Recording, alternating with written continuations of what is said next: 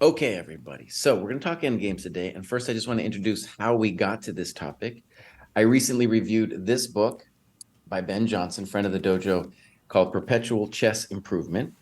And the idea of the book's really cool. So he has been doing a podcast, well, probably, let's say, the most successful chess podcast. It's been going on forever, and hundreds of interviews, many of which are either improvers or trainers. And every time he asks them, like, what's your take on training? What should you do? So he's got like this compendium of advice. And then I like the way the chapters are kind of broken down, where we talk first about what people agree on and then what people disagree on. So let me just introduce, and I talk a little bit this in the video, but I just want to read it off here. So the things he agrees on is you got to do tournament games, i.e. longer games over the board. You got to do game analysis. This is where everybody agrees. Third, you got to do calculation. Fourth, you should have some kind of community, coaches, mentors, friends. That will all help. And then in my review, I was like, boss, you obviously have to have structure too. And he kind of agreed with me. And it's interesting, actually, with all those people, because they're all giving advice, but it's unstructured advice. You know, like, here's something just out of the blue. Here's something you should do. And it doesn't come with a structure. And I think a lot of people who listen to shows like that have a problem, and they're just like taking one thing and then being confused by another thing. And it's this potpourri of stuff. And I'm hoping the dojo helps deal with that. Now, I do want to say I very much respect Ben's erudition, both in books, especially in chess training. So this book is really a good touchstone for us at the dojo to think about the training program and what we're doing. Now, there are several things where people don't agree. And I want to do at least a couple shows on this. Do amateurs do too much opening study? We're going to talk about endgames. Should you study the classics, right? How do you feel about speed chess? All these things are, let's call them the controversies where people don't agree on. And I think that they're all interesting shows. I have to convince the other senseis of that, though. But we did agree that we wanted to talk endings. And there is surprising for me disagreement about endgames. There's a dude on Twitter called Studer, and he's from Switzerland, I think. He's a GM, and he's like, Bishop and Knight, mate, you don't even need to do that, boss. Our friend knows. He's been on the podcast. David interviewed him. Yeah, he's been on this show before. Dojo Talks professionalism. And he's not the only one on Twitter who rails against spending time on the theoretical endgames. He's definitely not the only Right. one. So what we're going to talk about today is some of these things. Like, first, how important is the endgame? General question. And then we have question of theoretical endgames, practical endgames, and then just in general, how would you get better at them if you wanted to get better at them? And so I'll leave it there, but we can jump off from that little intro, I think. Yeah. And what are the best endgame books? Yeah. Well, yeah, I feel like we should start, with like the big question that it's like, should one spend time on the theoretical endgames, and maybe at what level should you be spending this time? Because that I definitely hear this sentiment a lot, where people are like, I'm never going to get bishop and knight mate. I'm never going to get queen versus rook. Personally, myself, I do not want to study two knights versus pawn. I find that endgame just like really tough. And it's like, I can't even think of a game where like I could have gotten it. Kostya, surprisingly, one of the best experiences of my life was sparring the two knights versus pawn with Jesse. Mm-hmm. I mean, I didn't see it coming like you. I was like, oh man, that is a nightmare. And A it's nightmare. in the 2,400 plus cohort. Yeah. Like, maybe I never have to do that one. Maybe. Right. Maybe it I doesn't mean, have to come up. with the other But endgame, Jesse like was with begging me to spar it with him. And so I did. I mean, you could even go back and watch it. It was so good. You'd probably enjoy watching the I think I VOD of it. caught some of the stream. Yeah, it Yeah. was fun. Because Jesse checkmated me twice in a row with the two knights. And in the third game, he failed and didn't get any dojo points after like 3 hours of work. I mean, he was in so much pain. It was just glorious. Well, that's why people have this question. It's like, even if you study it and then you know how to do it, I think Jesse at one point definitely claimed that he knew how to do it. You might still fail in practice. But okay, I think two knights, that's a really tough one. I think for the most part, like if you learn something like, like Philidor endgame, Lucina endgame, you practice it a bunch of times, generally you're able to pull it off even in a game with the pressure. I mean, with other endgames, my opinion has always been not that you should learn bishop and knight, for example, because you're going to get it 1 out of 1,000 games, but rather just the act of learning that endgame improves your sense of like piece harmony, coordination, zugzwang, like all these little skills that I think are way more applicable to just the bishop and knight endgame. Also, it just shows you a lot of patterns you have to be familiar with, how the bishop and knight coordinate together. Just a simple understanding that if your bishop is on a dark color, then your knight should also be on a dark square so that it controls the light squares. That might not be super intuitive unless you've like done that endgame a lot. So with other endgames, I definitely agree that like just doing it, just learning it teaches you more than just how to do that one specific endgame. I think if the point of learning one of these endgames was to once in your entire career have a 70% chance of scoring half a point more, because you still have a fair chance of botching it for the hard ones, right? 70-80% chance to score 1/2 point more. Obvious. No point in doing these like one case scenarios of endgames that almost never come up. And they also have different levels of incidence, right? Like Philidor, you've probably had in your games like Very a few common. times, because you can see that rook and pawn endings are far more common than queen endings, and two knights versus pawn is like the least likely thing of all. So, I mean, you could tier it and then say, oh, I'm going to do a couple that are like rook endgames that do come up like 5 times in somebody's career, because you could probably gain or lose a couple points just off of Lucena or Philidor. And then forget everything else. But that's not why we do any of these, right? The real reason that I think all 3 of us are going to agree that you should study some of these theoretical endgames, if you can stomach it, is that they teach you the fundamentals, like you're saying, of how the pieces move and the patterns. I always used to use the king and rook checkmate to introduce the concept of Zugzwang. Right. Right? That you get the king to the back row. Let's say he's on the back row for you already, and you've got king and rook, and you can't checkmate the dude if he's allowed to pass, right? You just wait there, and every time you threaten checkmate, step away. And I mean, you have to learn the concept of Zugzwang at some point, right? I mean, that's worth learning. So why not do it in a really clean, basic position that's also going to teach you how the king and rook dance around each other? Yeah. Now, let me just push back a little bit and then expand just my own personal view on this. So first of all, I just want to be clear. We're talking about theoretical endings. And I think a lot of people, when they think about endgames, they think about theoretical endgames. And theoretical endgames are definitely important. But I think the other aspects of endgames are actually more important. So I want to save that for later and say theoretical endgames, that's maybe 20% of what endgame knowledge and ability is about, maybe even less. Let me stress, though, that there's 3 reasons to do these things. And I'm going to tell a quick story. So today, I did the grad show that we talk about who made it to the next level. And our friend Jesse Kraai, Dave, made it to the next level. And I looked at this torturous game of Dave's. And Dave had been doing a bunch of tactics, but he'd been skipping leg day. It was obvious that he'd been skipping leg day. And we're talking about somebody who's graduating, I think, to the 600 to 700 cohort.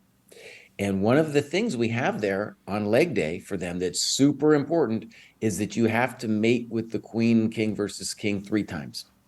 Now, I'm sure at a certain level, Dave thought he could do it, but probably hadn't actually practiced it. At the dojo, you got to prove it 3 times against the person. Maybe sounds easy.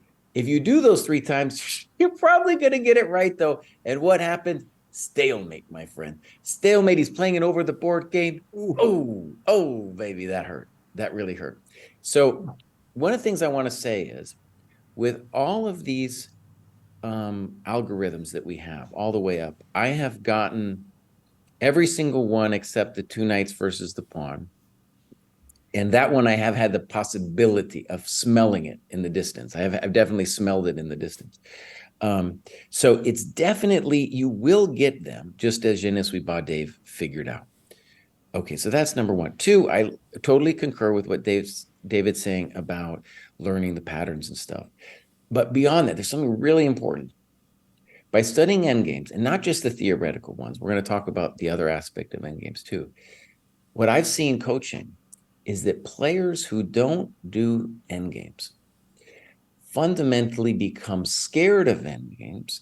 And that's why you see them playing like a maniac at the beginning of the game so that they never reach the end game. So that they never reach the end game. And that is a huge hole that just becomes this anxiety in their games. And then they get a simple position, as we're going to get, everybody's going to get some simple positions, and they lose their minds. They lose their minds. So that ability of like psychological confidence, and we'll talk more about endgame skill in general, but part of it is theoretical endgames, is very important for any player. And I know that myself as a kid, yeah, it was like, let's try to win the game with tactics because we ain't gonna win the end game. Yeah. Yeah. 100% true. Yeah. So I think that's a great point.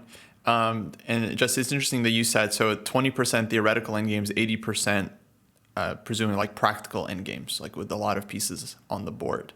And I've definitely seen what you're talking about, the endgame anxiety. I also see people just totally panic when they get to the end game. And it's clear, I'm watching a game between two club players. They could be like 1,200, 1,600, but then it becomes very apparent that like their play loses all logical consideration once they get to some kind of like king and pawn end game, and then they're like moving their king backwards because they're afraid to step forwards because they don't know what's going to happen. And it's like they could have just moved their king and taken some pawns, and it's like at that point it would have been better if they didn't know anything about the end game. They were just playing purely on intuition. So what often happens is like someone learns some idea like opposition, then they try to apply it in some case, and they just like kind of confuse themselves and make some very strange moves. But I think I'm with you guys. I mean, the way to get through that is just by having more practice, more experience, and then you feel a lot more comfortable in the end game.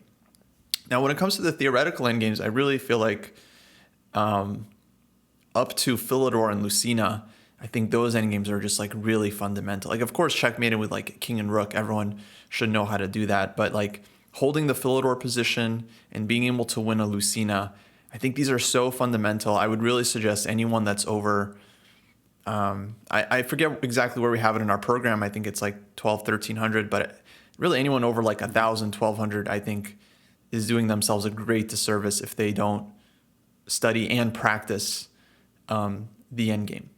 The big mistake I often see that we try to correct by encouraging a lot of endgame sparring is people read the chapter on the Philidor, they read the chapter on the Lucina. It all makes sense when they follow the game in the diagram, and then they never practice it. And then, of course, as soon as you watch them have it in a game situation, they of course mess it up because they've only seen it in a book. They haven't actually like tried to do it themselves. So, and Kostya, I just throw in one word there. Or even they read the chapter in the book or they watch the video on it and they don't get it. And then they just get discouraged about theoretical endgames in general and think like, oh, I can't follow these like, just turning around in circles. Because without actually doing it, they may often just not get it and then give up on theoretical endgames. And then it feels a little challenging. They meet that resistance, and then there's like, I'll just make sure I'm 2 pawns up when I'm winning. I won't have to deal with it. Oh, I spent so much of my life chasing that second pawn, Kostya. You're so right. But the ironic thing is, a lot of times I'll see, classic Lucina endgame being played out, and then the defending side doesn't even defend in the most, stubborn way. And so the winning side doesn't even have to show the Lucina. They just win much, much simply. So I feel like I don't know, that to me, it does seem like a serious leak in a lot of players' games. And I get that a lot of people are kind of like bored by the end-game study, or it's just like it comes difficult for them, so they don't want to do it. I've definitely like been there. I'm not sure what exactly the solution is. Obviously, I think the end games are super important, but I think you do have to enjoy what you're studying in order for it to really kind of sink in. I would encourage people to maybe take a little bit of pride. Like personally, like if I win a nice technical endgame, I'm sure you guys feel the same. Like I feel really good I feel like, oh, I'm Karpov. I'm Magnus, when I win like this like really thin endgame. So I feel like there is a way out where if you kind of take pride in the thing that you're working on, even if it's challenging, especially if it's challenging, then I think that can really help people kind of get over that hump of like, oh, I don't, this position's too technical. I don't want to look at it. Yeah. I do have one suggestion for that scenario if you want, Kostya, for getting over the hump for people who don't like it. Yeah. And it's related to what you said about how you really enjoy when you win a game.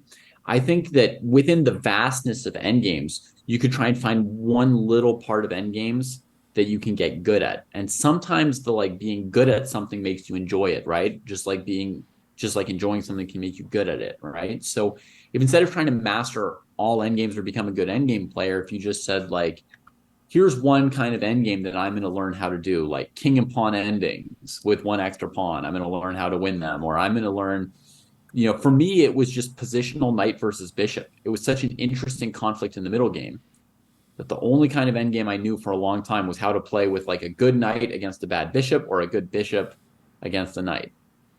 Mm-hmm. And that was it. But like that was like a hook to get into end games in some way.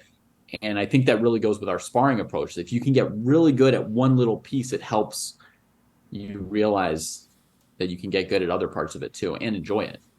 Yeah. And actually, I want to say, I feel like there's three parts to the end game. So there's the theoretical end games, there's the like positional end games or practical end games, as we can call them.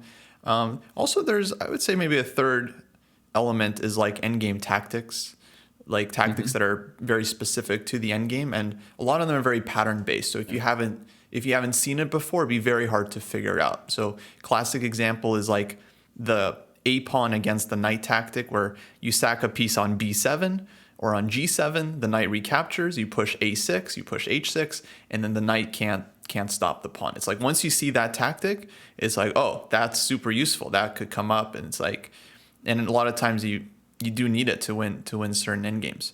I do think it's more fun in general to study the practical end games. So like a classic book we have in our program, of course, Endgame Strategy by Shereshevsky, and maybe Dvoretsky was involved. But just learning how to play a lot of these classic positions, studying these classic end games from like Capablanca and Alekhine and Rubinstein, all these guys. I think learning, and it's not like, I think people maybe mess it up. They feel like they have to learn rook end games and like bishop end games, knight end games. A lot of the end game principles, they transfer over. I mean, it's just stuff like using your king. King activity can be worth a pawn or even more in the end game. Principle of two weaknesses. If you have a passed pawn, you have pawns on the other side of the board. It makes sense to stretch your opponent's defenses, play on both sides of the board. These are things that come up regardless if you have a rook end game, bishop end game, knight end game. These principles are often there. So I don't feel like there's a ton of theoretical end games that people like have to know. But it's just like there's a few that are just like so critical, so fundamental, especially like, again, Philidor and Lucina. So many rook end games will boil down to one of these two positions that it's like, yeah, just knowing that chunk, it really gives you a lot of room to work with. One coach actually I was speaking to, he had a great analogy. He called it kind of called it like a lighthouse. He said like your base of theoretical endgame knowledge, it's like a lighthouse, right? It directs the ship. Like when you're playing a game, you're in a ship, you don't know where you are, you're trying to get to land. When you see the lighthouse, the bigger it is, the more space, the more like ground you cover, the bigger your base is, the more end games you know, the easier it is to kind of get to the shore where now you know exactly what you're doing. So it's like, I actually feel like that's a really interesting way of thinking about chess. You have your opening base, like how many openings you know, your opening theory, you have your endgame theory, your two bases, and this big ocean in the middle, and you're just trying to get from one end to the other. And the bigger your bases are, the less work you have to do in the middle game to actually get there, which is kind of cool. Yeah. Or your lighthouse could be that tasty second extra pawn. You don't have as much skill. I like And the doesn't, lighthouse. yeah, Um, this takes it much shorter. so one thing to bring it back a little bit to the book and just how I think about it, like, so when I said 20% theoretical endgames, I think a lot of people are confused by that because they think of it as being much bigger. And a lot of times people I know, they're like, oh, Dvoretsky's endgame manual, which is basically all theoretical endgames, which we call algorithms in our program. They think that is the sum of endgame knowledge. And no, it's just really a part of it. And something the dojo training program has helped me understand is, I go over a lot of games from players, whether it's the grad show or different shows that I do. And I've noticed this fascinating thing that I turned into a rule. I'm writing this little thing called How to Analyze Your Games. Hopefully we'll have that out next year. And one of the rules is if you aren't doing something in your analysis, you aren't doing it in your games. And the way this applies to the end game is really fascinating because you look at almost, and this goes from like the 300 cohort all the way up, is that you'll look and the annotations will be pretty thick sometimes in the opening. And then there'll maybe be a couple spots where they're going deep in the tactics. And then this amazing thing happens where we get to the end game and you'll just see a whole series of moves and it's completely unannotated. And what that shows me, and because I've talked and watched these players, is those moves were played quickly. They were played as if there was no choice or something. And that's where, like, oh my God, so many mistakes were made. So much discussion was available there for the post-game analysis. And so one of the things I really want to stress when it comes to endgame skill is when you go over your games deeply in the end game, what you're going to find is some different kind of thinking is happening than the tactics you get in the middle game, for example. There's going to be first a general awareness of principles of strategy of like, can I sack a pawn? Instead of sacking a pawn for piece activity to mate the guy, can I sack a pawn to get the king in? That kind of stuff. Can I get the rook in? But then also, once you do that, you realize, oh, with the end game, it becomes far more concrete. Far more concrete. That means there's more variations, and the variation tree often becomes much larger than you would want it to be in the middle game, for example, where you don't want a long variation. Sometimes in the end game, especially in analysis, you can take that variation out. Just going over today, there's a bunch of pawn end games, and they were like, "Yeah, I don't know. No, you can figure it out, boss." And if you're doing a game analysis, figure out a pawn end game, boss, you've really done yourself a service because it's all there. All the magic is right there for you. I And think, Jesse, that often people don't realize that there's still stuff going on. Like they think the player who's winning is winning and that the player who's losing had no chance or something like that. I feel like even way back, a lot of the old masters, they would like annotate a game and then they would say something like, the realization of white's advantage requires no further comment or something like that. And then it's like, 25 moves of somebody winning an endgame with an extra pawn. yeah. And I feel like I saw that even in, games from 120 years ago. Mm-hmm. And just one thing I want to add too is in the analysis and in the games, people are generally exhausted by the time they get to the end game. So their system two thinking is just depleted. It's like an energy source is wiped out. And when you realize that, and you realize it by going over your games, because you're seeing it in your opponents and yourself. You can see it in the move times. People aren't thinking, they're just doing an impulsive move. It's a massive competitive advantage. And all you have to do is sit with those positions and you're going to become really good. Those we call simple positions. And by simple, we don't mean that this position is simple. It just means that there's less pieces on the board, which actually makes it more concrete. And the other thing that Kostya said, let's call it the third dimension, was endgame tactics. And that really is its own special skill. I think, for example, that Fabi is the best at endgame tactics. Like, obviously, Carlsen is the best endgame player to ever live, but endgame tactics, dude, Fabi, stunner, absolute stunner in creating wild endgame tactics. And what I want to say about that is, and this is something I want to bring up about our program, is something that I want to fix for Dojo 3.0 that I feel critical about is we don't have a diet of endgame studies for the higher cohorts. And that can't partly because we didn't find consensus about a book that was easy to buy. I have a great book, but it's impossible to buy. That would be, amenable, let's say 1800 plus, to get like what Kostya was saying about, let's say, the rook pawn versus the knight, that kind of a study like thing, getting that ingrained into the process of endgame play. That to me was a big deal to go over a lot of those endgame studies. So you're right. I would say the biggest portion of it, just to put it out in portions, 50%, 60% going over your games and doing deep analysis. Back in the day, they would be doing the adjournment analysis. That's how they learned it. They went so deep into those positions, and that's how they got good at endgames, right? 20%,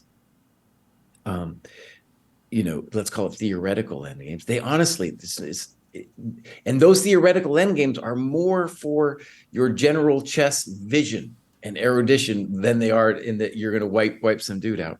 And then finally, we have like studies / tactics. And so that's kind of like my sphere of what I think of how endgame knowledge is built up. But if you're going to count the time analyzing our endgames from our games in this endgame study time, then I think the theoretical endgames needs to be even much less than 20%, because you didn't even include sparring our positional endgames in the pieces you just listed. No, I mean, I think that's very important. I didn't mean to say that, but just in terms of like people out there listening, maybe they're not even part of the program. I just wanted, that's part of it, right? You need to play positions, right, that are hard, and then think about it afterwards. Yeah. So I want to add on to what Jesse was saying. I think the biggest mistake that people make in endgames, I think I did a video about this for us as well. It's not that they don't know a specific endgame or they didn't study something or it's like they're missing some concept. I think the biggest mistake by far, like club players and below make, probably above club level as well, is just they blitz in a position where there's options. So they have a choice, but they don't even realize there's a choice. They just make the first move that comes to mind.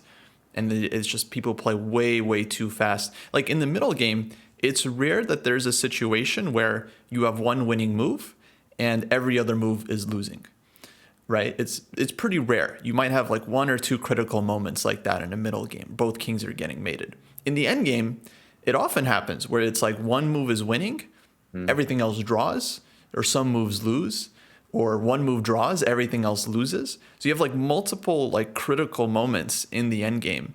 And I often see people just like blitz it out. Like we're watching some game, someone offers a trade into a king and pawn endgame. We're like, okay, this is going to take 10 minutes to figure out like whether this king and pawn endgame is good. And then the decision just comes intuitively. Either they trade or they don't trade, but it happens quickly and it's like, oh, you don't even think about it. Like what's going on? And exactly. I think people like, they'll just make like multiple like huge blunders back to back and with time on their clock, because they don't realize that there's a choice. They don't know exactly like how to start breaking down and analyzing the position. But like Jesse was saying, it's like it's the process of doing it that'll get you to be better at it during the game. So like doing it outside of the game, going deep in your own games, analyzing like move by move the specific end game variations.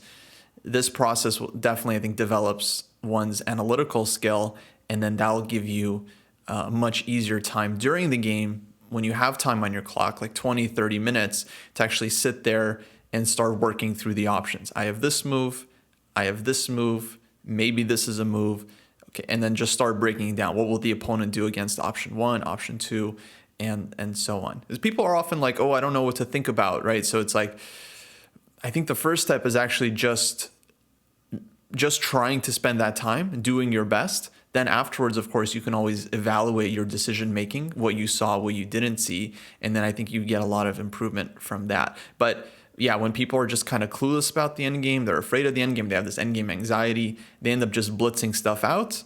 And then the cycle continues. And then they don't really study that game too much. And then next time it's just a total roller coaster once again. Mm-hmm. So I really think, just the biggest mistake is just playing too fast in the end game. Is people think either they think everything is simple and there's no details to be analyzed, or they're just overwhelmed and I just don't know what to do, and they just make a move, first move they see. Yeah. On maybe just pushing the theoretical endgames question just a little bit further. Do you guys really feel that there's a certain list of positions that one needs to learn, or that you just need to spend some time working on them? Yeah, we have this list in the program. Yeah, we have have a this list list, boss. of algorithms. I would say for people not in the program, the easiest thing to do, in my opinion, is to get Silman's Endgame book, study it up to your level. Like, it's broken, each chapter is broken down in terms of what endgames every rating level needs to know. We don't agree with someone on everything. I think he doesn't have the bishop and knight endgame in the book, for example, but I think that's a great start, like, already, just for anyone that's like never done any endgame work. I think just studying Silman's book up to the 1500 level, if you're 1500, you could study one chapter beyond if you're overachiever. I think that's a great way to do it right there. Yeah. I love the list we have, but I personally feel like it's not super critical to have learned every single one of those positions or those specific positions. I think it's useful to have learned some theoretical endgames and at least one with each piece. So, like, the bishop and knight mate is cool because it's covering the bishop and the knight partly, right? But like, if instead you learned a certain bishop ending and a certain knight endgame position, I think that could be cool too. People generally learn the Philidor and the Lucena, which are very useful.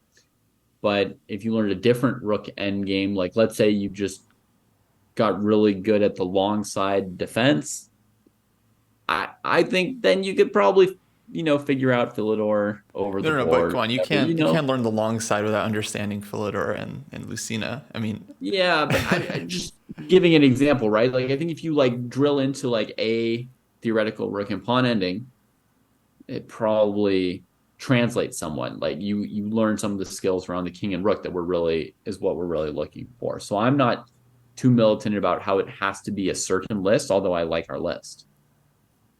I don't know. I feel very strongly that Philidor and Lucena is actually, like, honestly, I think that's good up until a very, like, really high level, like maybe even master level. If you just knew, like, very confidently how to win Lucena position, how to draw the Philidor position, I already think, like, for the rook end games, like, that's good enough. You can just focus on the playable rook end games.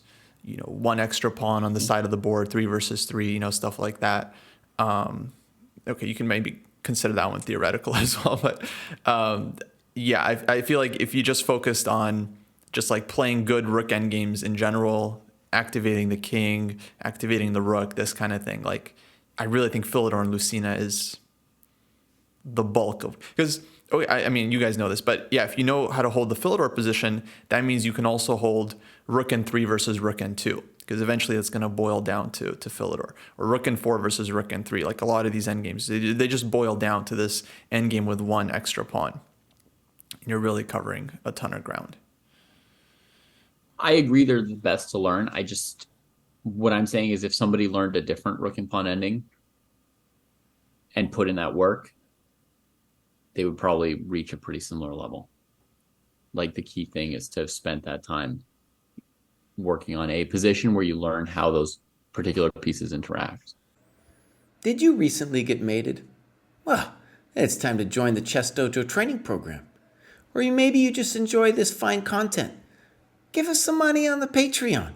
I need to keep the lights on, and with inflation, it's really hard for Kostya to be buying that avocado toast.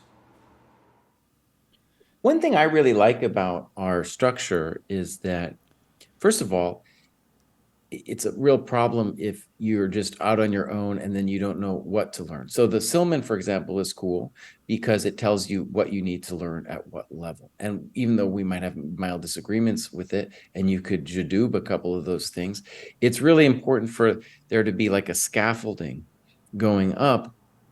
And for example, I really like that beginning around 1600, we started introducing the rook endgame progression. and then some of those positions. And, and that's something I think we're going to work to do better at with Dojo 3.0 to make it more amenable for sparring. But in any case, right, like I love our progression. It's telling you exactly what you need at which level. And Mhm. it's almost kind of as a little bit as a joke that we have the two knights versus the pawn at the 2400 plus, but it's also just like this crowning interesting end game, right? But all the other ones, I mean, I want to stress, I've had them, I've learned from them, and there's variations on them. As in, it's not just one position. That's why I think sparring is so important, right? Because you get somebody who's good at it, and they're going to work you around and around, and like we did with the bishop and rook versus rook, and that thing's, I mean, that's a great example. That's just one of many examples where you, first of all, you won't get it that often, but if you don't get it, it just means you haven't played chess that much. That's all that means. Or maybe you were afraid of the end game to begin with. And right, the geometry, the zugzwang in those positions is completely fascinating and will carry over to other things.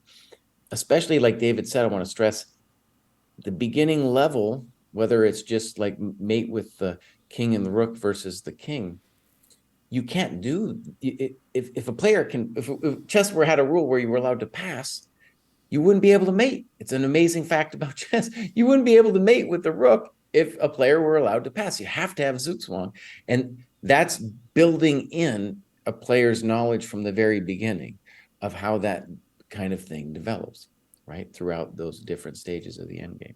Yeah, it really feels like the end game. It's like, I don't know. It really, like, studying the end game really teaches you so many like fundamental truths about chess. It's like you're really playing chess in the end game, because it's like everything is implemented there. You have like the thinking ahead, where you have to plan your moves, you have to anticipate your opponent's moves, and you have to know like what you're going to be doing against them. But it's also this element of like zugzwang, which is like super important. And because the positions are simpler, like with fewer pieces, it's like you kind of see things in their most purest form. Almost like in mathematics, like before solving difficult equations, you have to first be able to solve simple ones, and then those are kind of like building blocks for the harder stuff.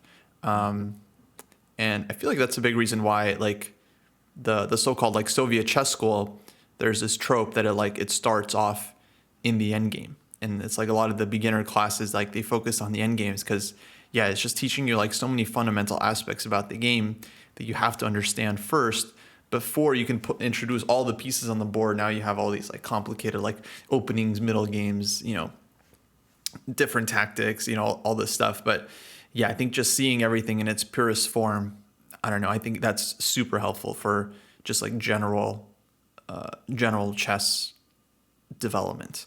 I haven't worked with a lot of like total beginners, or like, kids that are like 3 years old, just starting out. You're just like teaching them the absolute basics. You want them to grow to the strongest chess player possible. But I would 100% spend a lot of time on just like very simple endgame positions, because, yeah, just honestly, just like learning the zugzwang thing, I think is so critical. Just understanding like the opponent has to make a move.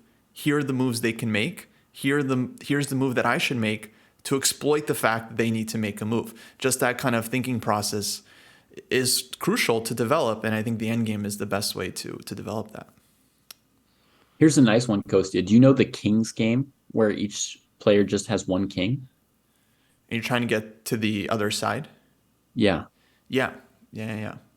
that's sick, Those are right? And as fun. far as like, actual application in a tournament, you can never actually gain points in king versus king. It's just a draw. Although I have seen I have seen two kids who had that position, and the TD let them keep playing. And at some point, they came and recorded the score, and somebody had won the game.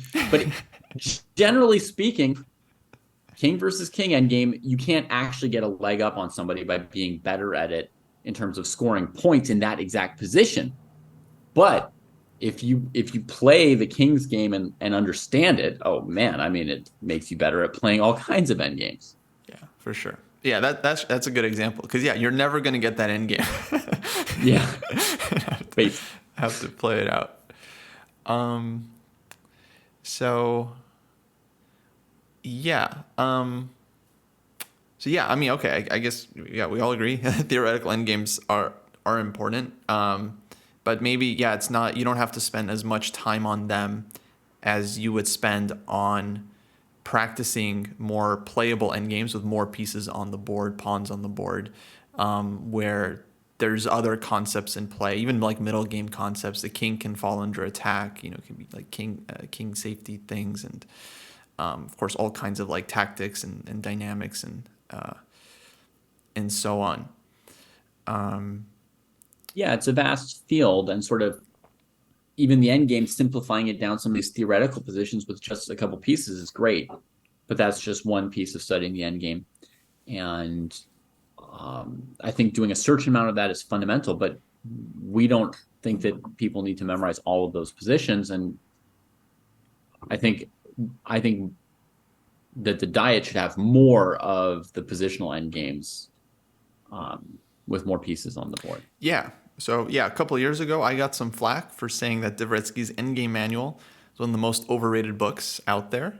And the reason, let me defend myself once again. Yeah, the reason I was saying that is because I noticed a lot of people were buying this book at like 1,500, 1,200, just like really levels where they're not going to be able to access most of the material. And at a level where, yeah, I think once you know just a few of these basic theoretical endgames, most of your time should be spending on the positional ones, like you would find in Endgame Strategy or Hellstein's like Mastering Endgame Strategy books like that are much more playable and conceptual.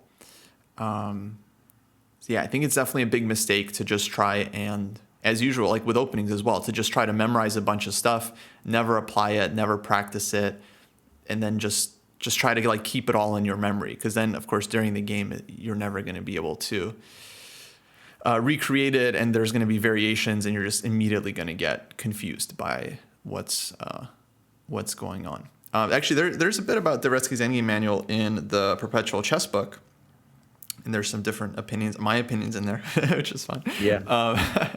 But yeah, I mean, I think we have it in the program like 2,200 plus around there, which I think is definitely a good spot. It's very advanced. Before DEM, I think one should do the Silman book. I think after the Silman book, the next step would be the Deavia book, the 100 Endgames You Must Know. And I actually think like that's like it. Like those three books, like Silman for newer players and club players, then Deavia will be the next step, then DEM is kind of the final boss. I think that's like done. And just spend the rest of your time on the playable endgames. Okay, I'm going to interject, and this is also just my final thing anyway. You got to have what I call the rook endgame progression. That is advancing from the Philidor and Lucena, a series of difficult positions that it gets more and more difficult. We assign it to higher and higher levels, but if you don't master those rook endgames, you're not gonna make it, nor will you have confidence. Not gonna make it to where Jesse. Because I'll be honest with you, well, let me finish. To wherever it says in the scaffolding of our program, right? So it begins around 16, 1700, just the basics, and then it gets bigger and bigger, and you have to win against people in your cohort. You'll never be perfect at it. This is important. You will never be perfect at it. No one will, but you need to be able to beat the people at your cohort in those positions to prove that you know it.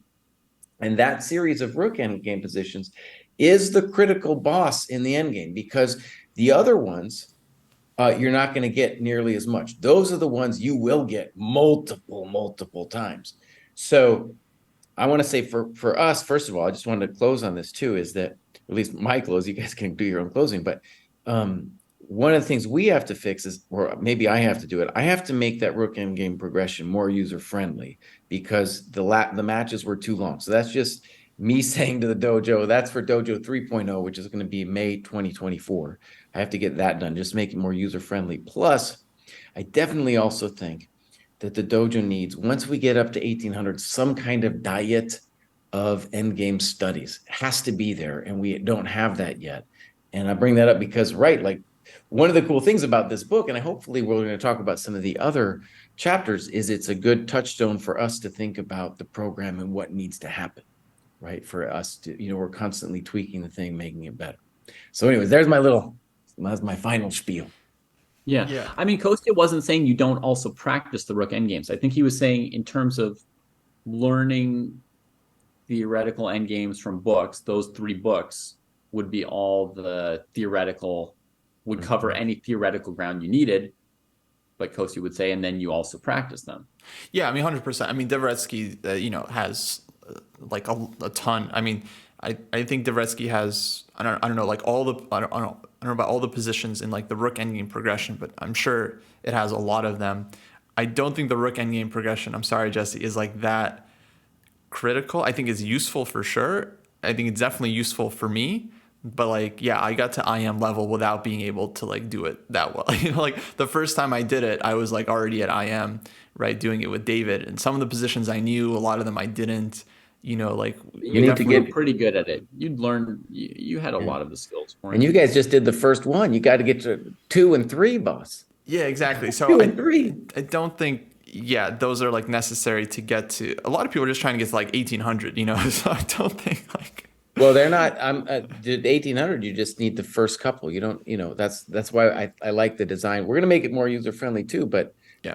right, you need those positions, and you Kostya, you're trying to make GM, boss. You need the whole thing, buddy. No, I'm with you. I totally 100% agree. But I don't think most people listening are IMs trying to get to GM right now. Like, I don't think. But I'm also not saying that that's what I like about our program, right? We're not saying that Yeah. they have to do all of that. We're saying like, here's where you need it, and it's like the Silman book is we're saying like, Je ne suis pas Dave needs to master the queen versus king. That's what dude needs, right? And we're very explicit on that, and then it gets harder and harder as we go up. Right. Yeah. Now, on There's the always endgame other ways to studies, get somewhere, right? Like you could have a Yeah. weakness and compensate in this and that, right? But Mhm. it's giving like a reasonable baseline. And I think, Jesse's right. There's a level at 1800 where it would be appropriate to be able to do a certain number of the rook endgames in practice. It's not the only way to get to 1900, but it would be very fitting, right? And very effective use of somebody's time. but I'll be clear. I think at 1800, if you got Lucina down, you got Philiter down, honestly, you're good in my opinion. Like for a while. I mean, I think it would help to know more, but I think there's a lot of players that don't know more than Lucina, and they've gone way higher than 1800. So I don't think it's necessary. Let me just say that. No one thing is necessary. They could make it there without knowing how to checkmate with king and queen by just being so overwhelmingly good at other things. It's possible. It's possible, but no, we haven't seen that. I haven't seen a player, it's like 2000. Oh, I don't know how to mate with king and rook. Okay, but I've seen a player as high as like 1500, 1550 maybe not be able to checkmate with king and rook against king. And obviously they're like That I would believe 800 points above where that ideally would sort of fit into a logical progression of your chess skills, right? So there's always outliers and ways of compensating for something. Yeah. But I just want to say, just for an as to learn like a couple more rook endgames. As a counterpoint, before people take what I said, like, oh, you just need Philiter and Lucina and run with it. I've also seen many strong players like 22, 23, even higher than that like know very little opening theory, by the way, folks. So it's not like opening theory is necessary to get to a super high level either, right? So you can also get super high without knowing a bunch of... But there's a point where it might help you, right? So, yeah. So it's not an excuse to just avoid all the endgame. I just want to say on the endgame studies, this is exactly why I made the course for Chessable, because there was no like primer for these like endgame tactics. And I don't want to like toot my own horn too much, but I think that's a great course for people that have like never solved any like tricky endgame puzzles before to like learn a lot of the basic patterns. And I do think if you went through that course, that that would then prepare you for much more challenging endgame studies that are just like really, really, at least you would have the basic patterns down that you need to know, some of the thinking processes that are often involved, and then you'd be able to at least tackle a book like Domination by Kasparian, a very famous book. A lot of great studies, but very difficult if you've like never solved an endgame study before. Yeah. My closing and parting thought on endgames is this. I think maybe we should think more about the problem of how to make studying endgames or practicing endgames more fun. And we've thought about it some already, but I think maybe that's like the most fruitful place to think a little bit more, because so often people are able to get good at the things that they actually enjoy. And you guys have each talked about people with complexes, of which I was one, right? Who are avoiding end games or afraid of studying end games or don't enjoy end games. And we've got people in chat echoing exactly those things. And then all three of us are echoing, oh, it's fantastic to learn this, it's useful to learn that, here's all these benefits, right? And so maybe the most fruitful question is not how much should you study and at what level and what are the resources. Again, so many resources. Maybe it's like, how do we make it even more fun? So that's kind of what I'm going to come away from today thinking about for myself. Yeah. That's a good one. I mean, we have the end game sparring, of course. When I've done like camps and classes, whenever I'm showing an end game, I always have the students play it out, and then they have to win from either side or whatever. They have to win it or they have to hold it. So definitely making it competitive is something that could be, could be useful. Alrighty. All right. So, end games, yay or nay? We're going yay. Okay, 3 folks. thumbs up. Let's take a screenshot. That'll do it. Next time, we're going to talk about some of the other topics in the Perpetual Chess book that are also controversial. Things like playing blitz, how much openings should you be studying. Hopefully this was very useful to anyone that's wasn't super convinced on the importance of endgames. We should like spar opening positions after all that.